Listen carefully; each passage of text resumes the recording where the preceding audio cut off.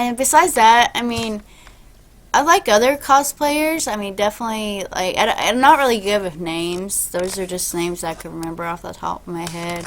Um, but all in all, I'm not like, huge, like, people I'm really huge fan of sort of thing. I'm just like, I like some people to an extent, but I'm not like, I just kind of do my own things most of the time. And I admire other people's, like, cosplays, but maybe, it just really depends. But, I really just admire a lot of different people, so that's why I'm not really good at names.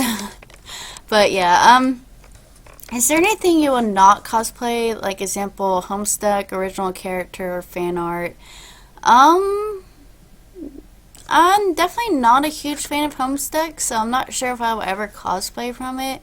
I'm just not saying I mean, if I do get into it, I would, but I'm not against it, but I'm just not a huge fan of it. Like, I've just never really been a big fan of Homestuck. Um, Anything I will not cosplay? I mean, I'm fine with fan art. I'm fine with original characters. Anything I will not cosplay. I don't. I'm really kind of have a wide variety of characters. I kind of just do whatever I feel like doing, basically. So I don't really know if there's anything I will not cosplay. Tell you the truth, besides like the Homestuck, mainly because I'm not a huge fan of it, sort of thing. So, yeah. Morgan Momo Sanders asks, "What's your most look forward to cosplay this year?" Ooh, let's see. This year, I'm trying to remember what all the cosplays I have. I think the most look forward to cosplay, which I hope to get done. I better get done. I'll be very frustrated with myself. But I would have to say Morgana, her dancer outfit from Magi. It's in only one episode, but I love the outfit. Excuse me again. But I definitely that's the one I'm looking most forward to, because that one's not gonna be too hard, but it's gonna be somewhat of a challenge, mainly because like her top, it's like strapless, so I gotta figure out how to make it to stay up. I'm thinking about stretch fabric. I don't really know yet. So I mean, that's the one I'm mostly looking forward to, though. It's just basically bringing her to life, and I've always liked her when she was, especially I just love her character, and especially when she was in that dancer episode. Like, she just was so amazing. She was so happy, and I was just like, yes, I want to bring this to life.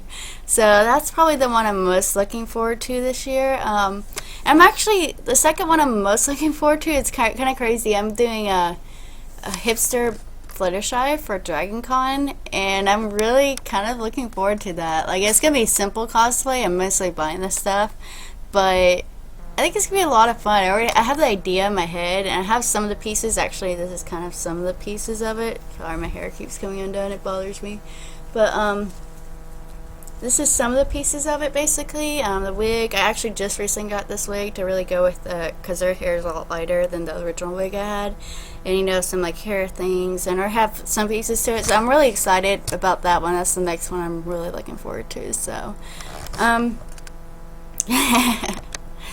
Let's see, my boyfriend, Michael Sprayberry, he asked, "Why are you so lame?" The only response I can be that is to be like, "Shut it." That's all I can say. But I'm not lame. I'm awesome. You have to get over it.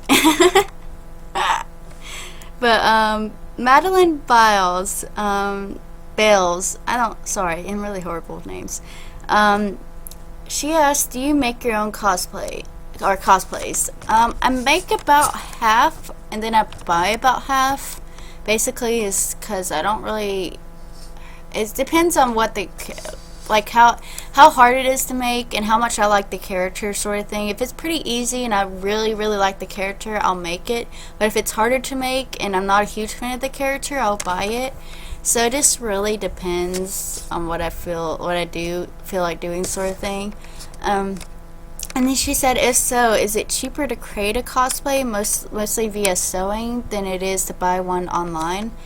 It really just depends on what cosplay you're looking at. I would say, like, especially like school uniforms, I would say, like, especially Bodyline, I mean, it's definitely cheaper to buy it because the materials, and then of course, I mean, I want to say it would probably be about the same price, but buying it, you already have it pre-made, and then making it, you have to go whole process of making it.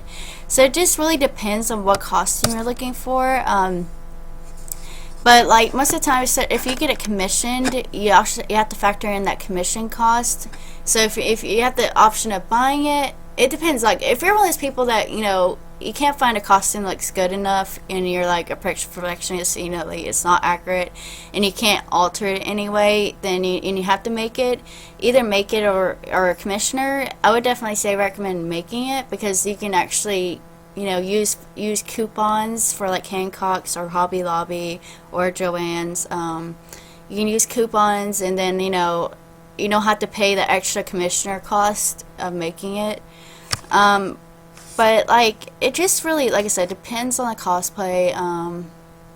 Most of the time it is cheaper making it though, but it depends on the costume.